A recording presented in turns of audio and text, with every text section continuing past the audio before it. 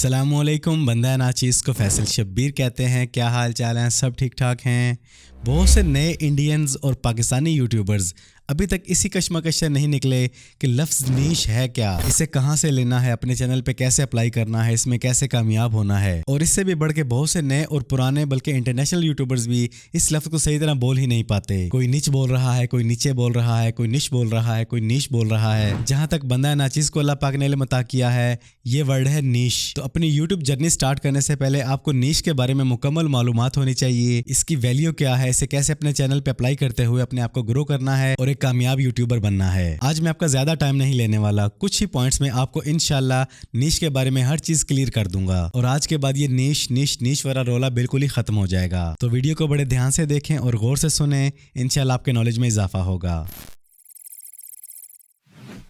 तो नीश क्या है? नीश एक एरिया है आपके एक्सपर्टीज़ का, आपके इंटरेस्ट का, जिसकी वजह से आप अपने कंटेंट पे फोकस करते हैं। इसे आप एक टॉपिक समझ लें, एक थीम समझ लें, एक कैटेगरी समझ लें, एक लिमिटेड सर्कल समझ लें, जिसके अंदर रहते हुए आपने अपना कंटेंट बनाना है, अपने चैनल को ग्रो करना है। नीश इम्पोर्टेंट क्यों है? इससे आपको मदद मिलती है बेशुमार चैनल्स के अंदर अपनी एक पहचान बनाने की, अपनी आवाज़ को सामने लाने की। एक स्पेसिफिक नीश से आपको एक डेडिकेटेड ऑडियंस मिलती है जिसका इंटरेस्ट उसी चीज़ में होता है जैसा आप कंटेंट बना रहे होते हैं। जब आप एक ही नीश, एक ही टॉपिक, एक ही कैटेगरी में काम करने लग जाते हैं तो काम करते करते जब आपका एक लंबा अरसा गुजर जाता है तो आप उस चीज़ में एक्सपर्ट हो जाते हैं। जब आप एक ही नीश पे काम करते हैं तो उस तरह की ऑडियंस बार बार आपके चैनल पे आती है, क्योंकि उनको मालूम है कि ये बंदा एक ही नीश में काम कर रहा है, यहीं से हमें वो कंटेंट मिलेगा जो हम देखना चाहते हैं। और उसी ऑडियंस की वजह से आपको एंगेजमेंट मिलना शुरू हो जाती है, आपको वॉच टाइम मिलना शुरू हो जाता है और उसी ऑडियंस का आपके ऊपर ट्रस्ट बनना शुरू हो जाता है। अब मैं आपका माइंड क्लियर करने के लिए आपको नीश की एग्जांपल्स देता हूं। आप एक गेमिंग चैनल बनाने जा रहे हैं तो आप उसमें गेमिंग ही करेंगे और गेम में इंटरेस्टेड ऑडियंस ही आपके पास आएगी। सेम ऐसे ही cooking channels, travel vlogs, tech videos, reviews, unboxing या जिस भी फील्ड में आप काम करने जा रहे हैं वही फील्ड आपकी निश है। अब यहाँ पे बारी आती है कि आपने अपने चैनल के लिए निश चूज कैसे करनी है। तो निश चूज करने के लिए आपने अपने अंदर 4 चीजें देखनी हैं। सबसे पहले आपने देखना है कि आपका पैशन, आपका इंटरेस्ट किस चीज में है, किस चीज पे आप वीडियोस बना सकते हैं लगातार लंबे अरसे तक। दूसरा, जिस निश में आप काम करने जा रहे हैं वो काम करना आता भी है आपको, उसमें आप एक्सपर्ट हैं भी या नहीं। और आपको आपकी निश के बारे में बहुत से मल्टीपल टॉपिक्स का भी इल्म होना चाहिए और उसी निश के बारे में आजकल क्या ट्रेंड चल रहा है इसका भी इल्म होना चाहिए। और आप जिस निश में काम करने जा रहे हैं आने वाले वक्त में आपको इसमें क्या क्या इश्यूज आ सकते हैं, प्रॉब्लम्स आ सकती हैं, इसका भी आपको नॉलेज होना चाहिए। और आपकी निश के बारे में ब्रेनस्टॉर्म आइडियाज आपके माइंड में हर वक्त गर्दिश करते रहने चाहिए। आपके दिमाग में हर वक्त उस निश के बारे में कुछ ना कुछ चलते रहना चाहिए। इसके बाद बारी आती है कि आपने जो निश चूज की है वो आप किस कंट्री में अप्लाई कर रहे हैं, किस तरह की लैंग्वेज में अप्लाई कर रहे हैं, उसे कैसे लोग देखने वाले हैं, किस एज के लोग देखने वाले हैं। इसके बारे में अपने बहुत सा टाइम लगा के देखना है कि और कौन कौन लोग उसी निश में काम कर रहे हैं जो कामयाब हो चुके हैं, क्योंकि आने वाले वक्त में वही लोग आपके कॉम्पिटिटर होंगे और उन्हीं से अच्छी वीडियोज बना के, अच्छा कंटेंट बना के आपने उन्हीं की ऑडियंस को अपनी तरफ ग्रैब करना है। इसके बाद आपने अपने निश पर वीडियोस बनाने से पहले थोड़ी सी रिसर्च करनी है। गूगल ट्रेंड्स की तरफ चले जाएं, कीवर्ड टूल्स की तरफ चले जाएं, सोशल मीडिया की तरफ चले जाएं, वो चैनल्स ओपन करके देखें जिनमें उसी निश में ज़्यादा व्यूज़ आए हैं, वीडियोस ज़्यादा देखी गई हैं। अच्छी तरह अपने मार्केट का जायज़ा लेने के बाद, रिसर्च करने के बाद अपना काम स्टार्ट करना है।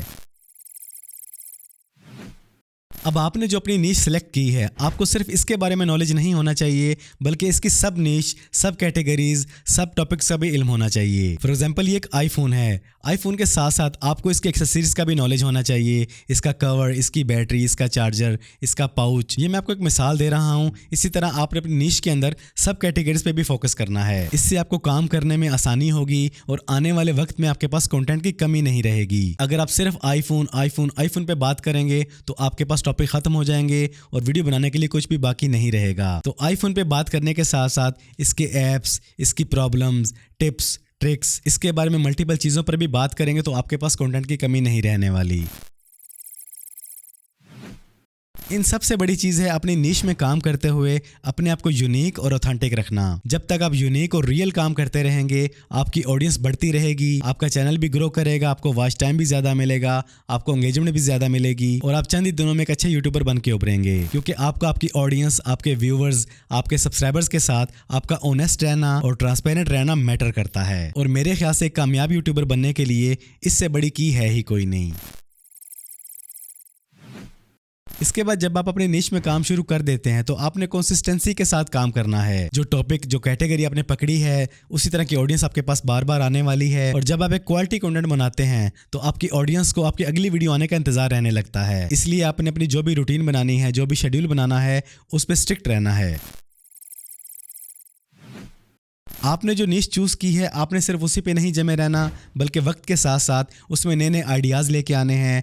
जैसे जैसे वक्त बदलता है, चीज़ें बदलती हैं, आपने उसी नीश में रहते हुए खुद को बदलना है, अपने कंटेंट को बदलना है और अपडेट रहना है। वक्त के साथ साथ अपने नीश में चेंजेस करके देखें, एक्सपेरिमेंट्स करके देखें। इंशाल्लाह आपको बहुत कुछ नया सीखने को मिलेगा और आप और ज़्यादा ग्रो करेंगे। आपने जो नीश चूज़ की है उसमें अपने खुद अकेले नहीं चलना। आपने ऐसी कम्युनिटी, ऐसे ग्रुप्स में अपनी जगह बनानी है जहाँ पे लोग ऐसा ही काम कर रहे हैं जैसा आप कर रहे हैं। देन आपने उनके साथ ताउन करना है, वो आपके साथ ताउन करेंगे। आप अपनी वीडियोस में उनके बारे में बात करें और उनको बोले कि वो आपके बारे में बात करें, कोलैबोरेशन करें। इससे होगा क्या कि उनकी जो ऑडियंस है उन्हें आपको देखने का मौका मिलेगा और जो आपकी ऑडियंस है उन्हें आपके कोलीग्स को देखने का मौका मिलेगा। और यकीन जाने कि यूट्यूब चैनल्स कोलैबोरेशन से बहुत ज़्यादा ग्रो करते हैं।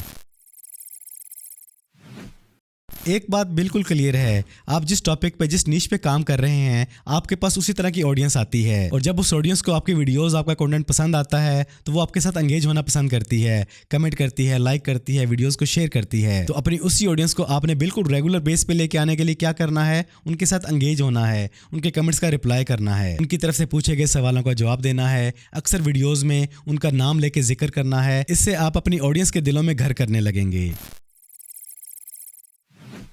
और आखिर में आपको यही कहना चाहूँगा कि जब आप एक निश चूज़ कर लेते हैं, आप उस पर लंबे अरसे तक काम करते हैं, आपको कामयाबी नहीं मिलती, प्रॉब्लम्स आ जाती हैं, तो आपने परेशान नहीं होना, सब्र और तहम्मुल से काम करना है, क्योंकि कामयाबी रातों रात नहीं मिलती। बस आपने अपनी निश चूज़ करने से पहले ये लाजमी गौर कर लेना है कि उसमें आपका अपना इंटरेस्ट है भी या नहीं, आप उसमें लंबे अरसे तक कंटेंट बना सकते हैं भी या नहीं, और उस चीज़ की मार्केट में डिमांड है भी या नहीं। बस इन चीज़ों को फोकस करने के बाद आपने बिस्मिल्लाह करनी है। तो बस निश के बारे में इतना ही था। उम्मीद करता हूँ कि आपको निश के बारे में प्रॉपरली, क्लियरली समझ आ चुकी होगी। अब रही बात व्यूज की कि आप जिस निश में काम कर रहे हैं उसमें अच्छा काम करने के बावजूद आपको व्यूज नहीं मिल रहे, उसकी क्या क्या वजूहात हो सकती हैं, उसके लिए मैंने ये वीडियो बनाई है, इसको देखें। इंशाल्लाह इससे भी आपके नॉलेज में भरपूर इजाफा होगा। और दुनिया में तैयारी के साथ साथ अपनी आखिरत की तैयारी भी करें और अपनी नमाजों की खूब पाबंदी करें। वीडियो पसंद आई है तो वीडियो को लाइक और शेयर कर दें, चैनल को सब्सक्राइब कर लें, बेल आइकन पे क्लिक कर लें।